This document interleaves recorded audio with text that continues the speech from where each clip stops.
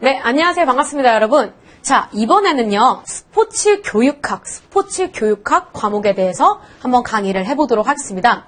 자, 여러분, 생활체육 지도자 이 취득을 위해서 스포츠 교육학은요, 많은 분들이 선택하는 그런 과목 중에 하나인데요.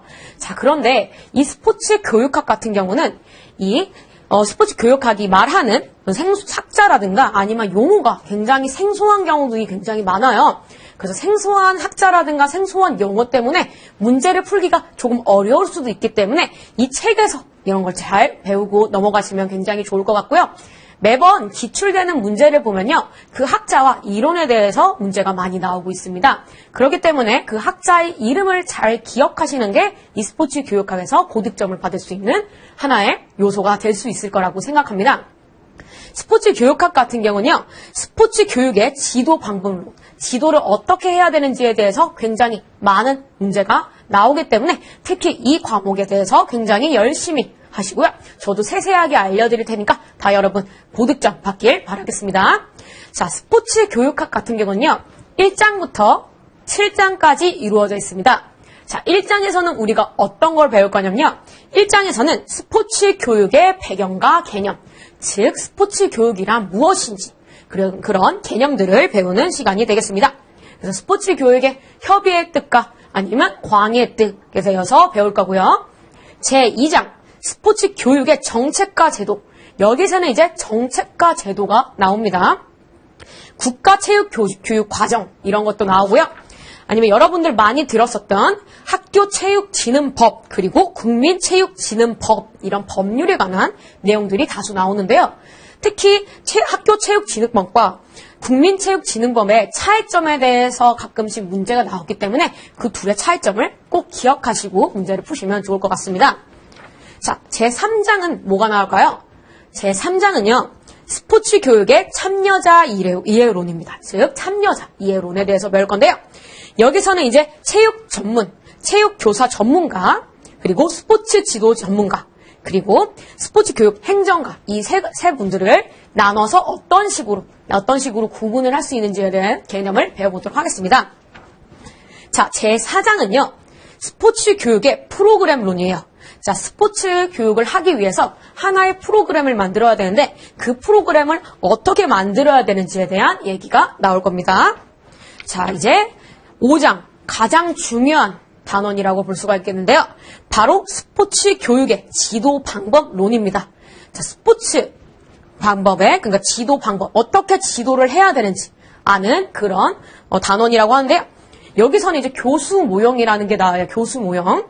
교수 모형은 교사가 사용하는 수업 모형인데 여기서는 총 8개, 9개 이런 모형이 나오는데 그 모형의 특색과 예를 들어서 어떻게 모형을 해서 프로그램을 설정하는지에 대해서 여러분 꼭 기억을 해주시면 좋을 것 같습니다.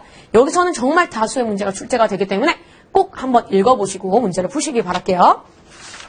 자, 다음은요.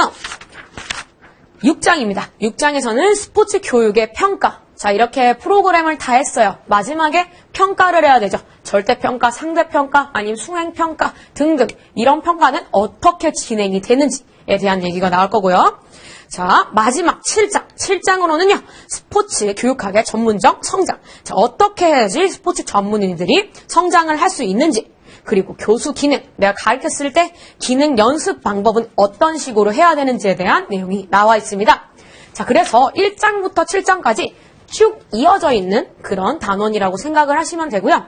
굉장히 어느 과라도 정말 다 중요하기 때문에 꼭 다 들으시고 문제를 풀으시길 바라겠습니다.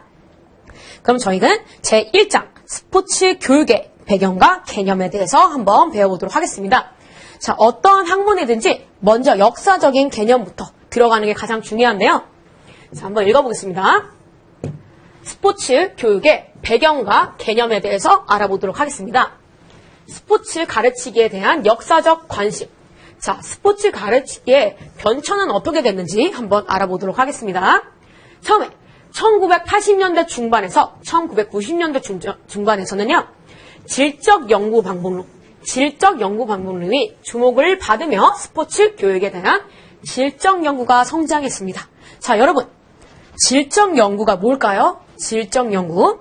그러니까 연구자의 직관적 통찰을 통해서 사회 문화 현상의 의미를 주관적으로 해석하고 이해하는 겁니다. 다시 말씀드릴게요. 질적 연구 반복론이란 연구자의 직관적 통찰을 통해 사회 문화 현상의 의미를 주관적으로 해석하고 이해하는 것이 바로 질적 연구 반복론입니다.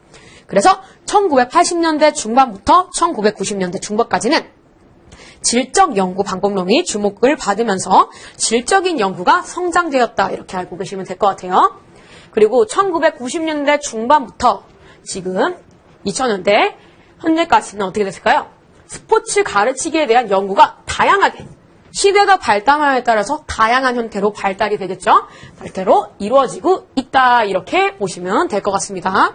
자, 그런데요.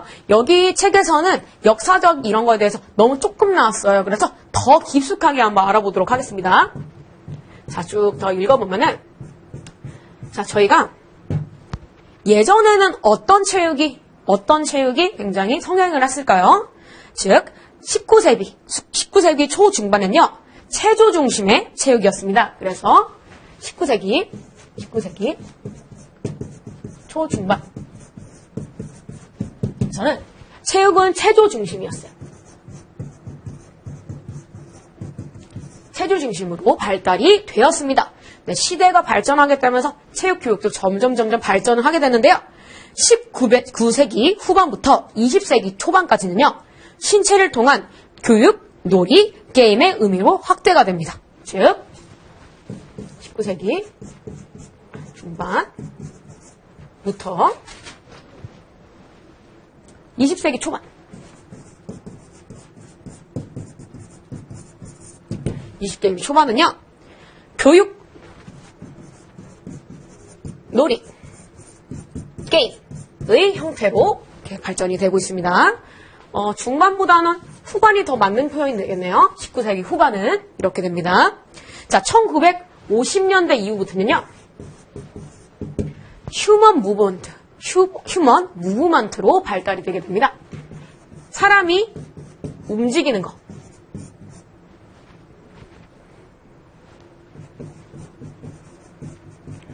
(1950년대는) 휴먼 무브먼트로 발달이 되고요. 1960년부터 이제 발달이 더 되게 되는데요. 1960년 이유는 이때는 인간주의 스포츠와 체육교육입니다.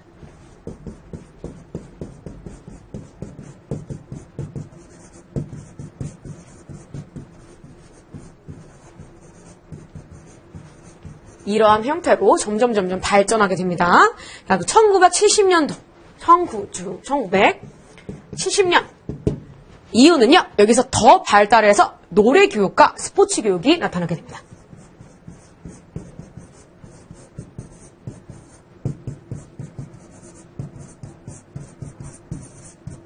이렇게 발달하게 되고요. 자, 지금 1990년대 이후는 어떻게 될까요?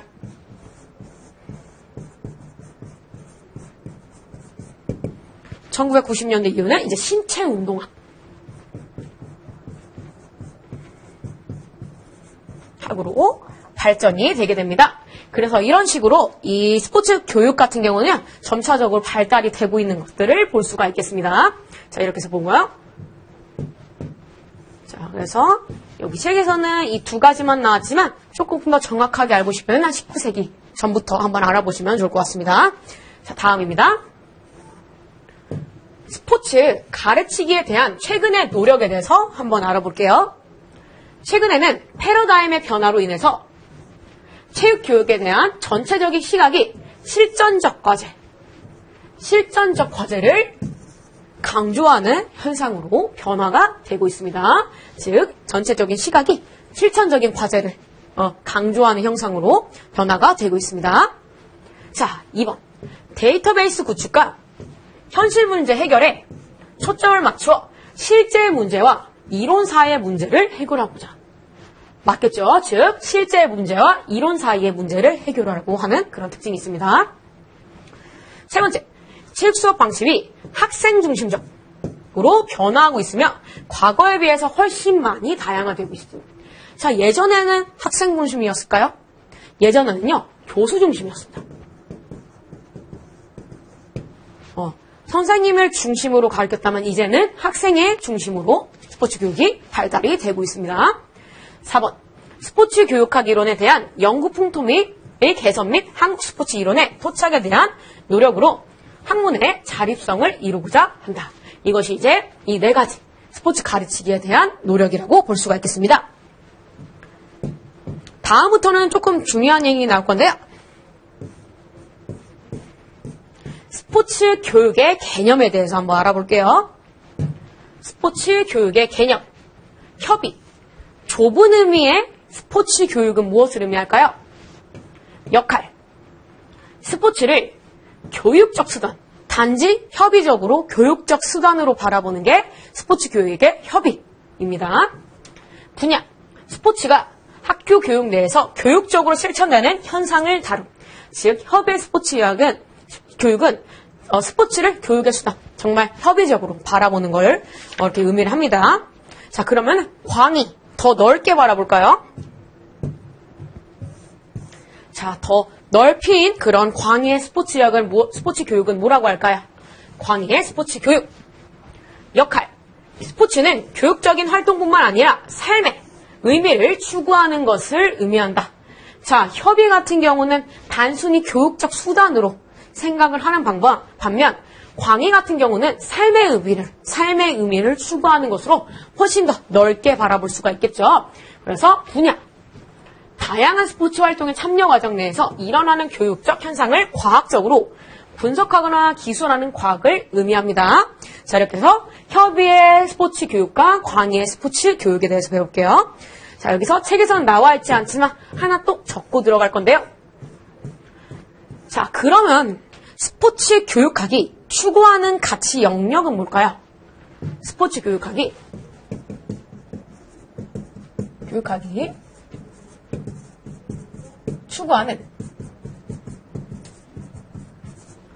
추구하는 가치 영역.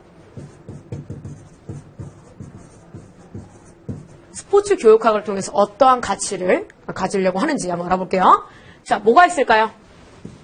첫 번째, 당연히 신체적 가치. 몸이 건강해져야겠죠. 신체적 가치를 합니다. 두 번째는요, 인지적 가치. 세 번째는 바로 정의적 가치.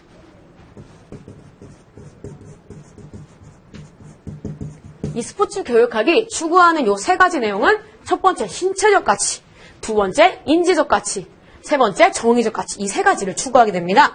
자, 신체적 가치는 뭘까요? 말 그대로 신체 건강 및 체력이죠. 신체 건강 및 체력.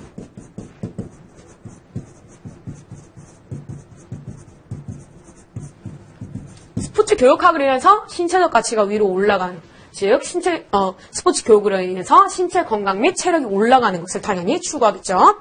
두 번째, 인지적 가치란 무엇을 의미할까요? 학업 성적, 지적 능력, 문해력과 수리력을 올릴 수 있는 것을 얘기합니다. 그래서 스포츠 교육으로 인해서 학업 성적, 지적 기능, 그리고 문해력과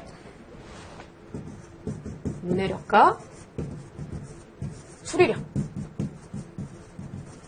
높이는 것을 의미합니다. 마지막 정의적 가치는 뭘까요? 정의적 가치란 심리적인 건강, 사회적 기술, 도덕적 인격을 의미합니다. 심리적 건강.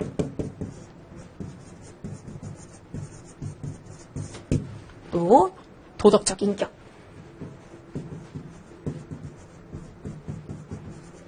자, 즉 어떤 말이냐면은 스포츠 교육학을 배운다고 해서 단순하게 학생이 신체적으로 증진이 된다는 뜻이 아니라 이렇게 인지적 가치, 정의적 가치, 학업 성적도 같이 오르고 지적 기능도 올라가고 심리적으로 건강도 해지고 이런 것을 추구하는 것이 바로 스포츠 교육학이라고 볼 수가 있겠습니다. 그래서 이렇게 문제가 나올 수 있어요. 자, 스포츠 교육학은 신체적 가치만 올린다. 이런 식으로 나오면 틀린 얘기겠죠. 그래서 이거 꼭 기억해 주시면 좋을 것 같습니다. 자, 이렇게 해서 광의의 스포츠 교육에 대해서 한번 읽어봤습니다. 자, 그러면은 스포츠 교육의 현재에 대해서 한번 읽어볼게요. 스포츠 교육의 한제. 학교에서의 스포츠 교육. 학교에서의 스포츠 교육. 다양한 활동 기회를 제공함으로써 학생들에게 의미 있는 학습 경험을 하게 한다. 그렇겠지. 학교에서 스포츠 활동을 하면서 정말 많은 경험들을 했었던 거 여러분 다 기억하시죠? 또한 체육 수업을 통해서 학습한 것들을 스포츠 활동으로 자연스럽게 이루어질 수 있도록 학습의 장을 마련하는 것도 하나의 특징이라고 볼 수 있겠죠? 융통적이고 탄력적인 시간을 운영하여 학생들에게 의미 있는 학습을 학교에서 이런 것도 의미 있는 학습을 제공할 수 있겠죠?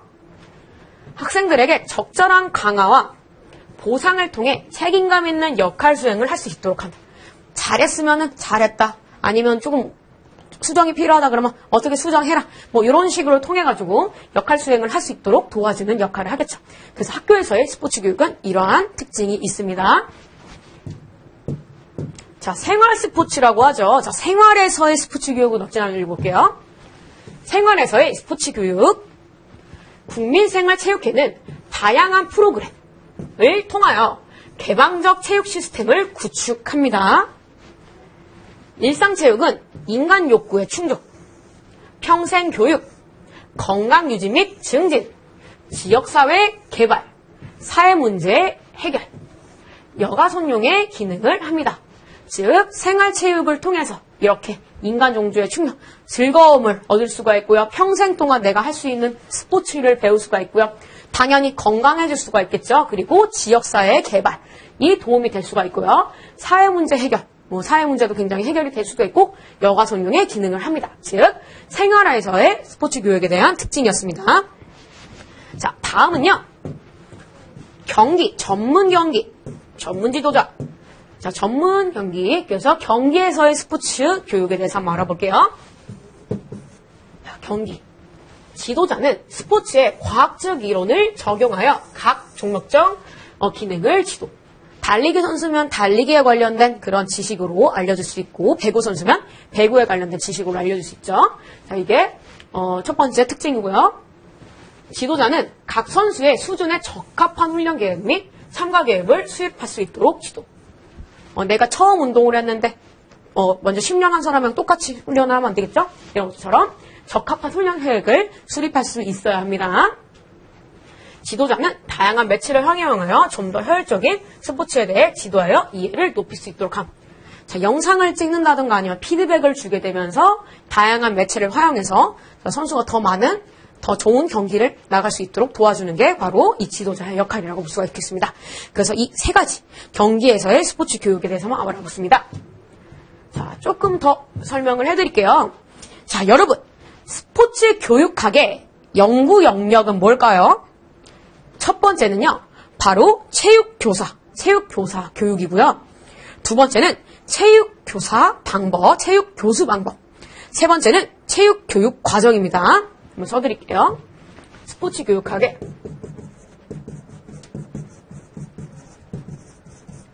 스포츠 교육학의 연구 영역. 그러면 스포츠 교육학은 어떠한 연구를 하고 있는지 한번 알아볼게요. 첫 번째, 체육교사 교육. 체육교사를 교육하는 그런 영역이 있겠죠. 두 번째, 체육교수 방법. 어떻게 체육을 가르쳐야 되는지.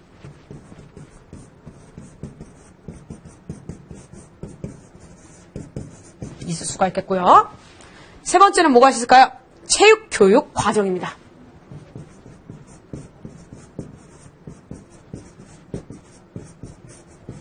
자, 이런 것을 통해서 스포츠 교육학의 연구 영역을 볼 수가 있겠습니다. 자, 그렇게 해서 이 방법에 대해서 한번 알아봤고요. 자, 이거는 제가 말로만 설명을 해드릴 건데요. 스포츠 교육의 실천 영역이라는 게 있어요. 스포츠 교육의 실천 영역인데 이것은 학교 체육, 생활 체육, 그리고 전문 체육, 이 전문 체육 세 가지를 나눠서 한번 알아보도록 하겠습니다. 자, 여러분, 학교 체육을 통해서 뭘 배울까요? 학교 체육은요, 두 가지로 나눌 수가 있어요.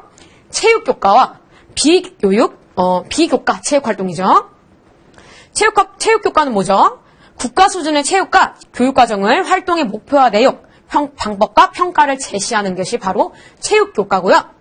비교과 체육활동 뭐죠? 방과 후에 하는 것들, 기억나시죠? 그런 거. 학생들이 다양한 스포츠 활동을 경험하며 건강 및 인성을 개발할 수 있도록 도모하도록 할 수 있는 것을요. 바로 비교과 체육활동입니다. 자, 그래서 학교 체육은 체육교과와 비교과 체육활동 이 두 가지로 나눠 있다는 거 아시면 되고요. 그럼 생활체육의 실천 영역은 뭘까요? 스포츠의 교육적 측면과 목표 달성보다는요, 신체적, 정신적 건강과 여가 생활을 위해 개인의 선택에 따라 참여하는 스포츠 활동. 자, 뭘 배우고 내가 어떻게 달성을 하겠다, 이게 문제가 아니라요, 내 건강과 내가 재밌고 이런 걸 느끼기 위해서 생활체육을 하게 되겠죠. 즉, 스포츠 이외의 실천 영역에서 생활체육은 이러한 역할을 하고 있습니다. 자, 전문체육은 뭘까요, 여러분? 전문체육. 전문체육이란 전문 운동선수와 지도자를 양성하기 위한 체육입니다. 그래서 국가의 위상을 높이고 엘리트 스포츠라고 하죠. 국민 통합과 단결력을 강화시키는 역할을 하는 게 바로 전문체육입니다. 그래서 제가 지금 말로만 설명드렸지만 스포츠 교육의 실천 영역은 학교체육, 생활체육, 전문체육 요 세 가지. 그리고 그 특징에 대해서 여러분 아시면 될 것 같습니다. 자, 이렇게 해서요. 일과에 대해서 한번 알아봤는데, 일과에서는 역사적인 내용이라든가 아니면 스포츠 교육의 범위와 정의 이런 것들이 많이 나오기 때문에 여러분들은 스포츠 교육의 정의에 대해서 잘 읽어보시고 다음 문제를 푸시면 되게 좋을 것 같습니다. 자, 다음은 제 2장으로 한번 넘어가 볼 건데요. 자, 2장으로 한번 넘어가겠습니다. 자, 여기서부터는요, 법이 나와요. 법. 자, 법이 어떤 게 있는지 한번 알아보도록 하겠습니다. 자, 2장. 스포츠 교육의 정책과 제도 이런 단원이 나왔네요. 자, 학교, 체육, 국가 체육 교과 과정 및 학교 체육진흥법 요 두 가지가 나왔는데요. 자, 첫 번째 1번은요. 국가 체육 교육 과정입니다. 즉, 국가 수준의 체육과 교육 과정을 초, 중, 고 체육 수업에 필요한 체육교과 목표, 교육 내용, 교수, 학습 방법, 평가 등을 포함하고 있는 국가 발행 공식 문서입니다. 국가 발행 공식 문서가 바로 이런 국가 체육 교육 과정입니다. 그래서 초, 중, 고 체육 수업에 필요한 체육 교과 목표. 그래서 목표가 있고요. 그리고 교육 내용, 어떻게 교육을 해야 되는지, 그리고 교수, 방법, 이런 것들이 적혀 있는 것을 바로 이 국가 체육 교육 과정이라고 볼 수가 있겠습니다. 자, 여러분들은 1차 교육과정과 7차 교육과정, 마지막 7차 개정 교육과정까지 자, 이제 한번 읽어볼 건데요. 자, 우리는 지금 7차로 지금 하고 있죠. 근데 1차부터 7차까지 보면은 점점 발달하고 학생들을 중심으로 이렇게 교과 과정이 발달한다는 걸 여러분 보실 수 있을 것 같아요. 자, 이렇게 1차부터 7차 교육 과정의 차이점도 예상 문제 꼭 나오니까 한번 읽어보시고 바랄게요. 자, 1차 교육 과정.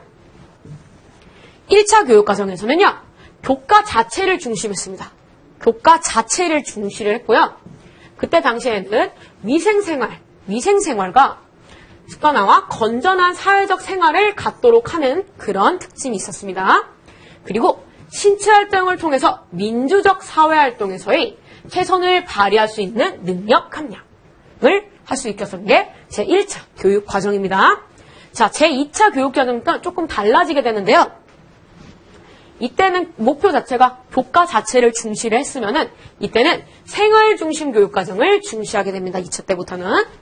그래서 스포츠를 통해서 사회성을 함양하고 신체 발달을 하게 합니다. 근데 1차 교육과정과 큰 차이는 없는 게 특징입니다. 자, 이제 3차부터 조금 달라질 건데요. 제 3차 교육과정은요, 학문 중심의 교육과정을 중시하게 됩니다.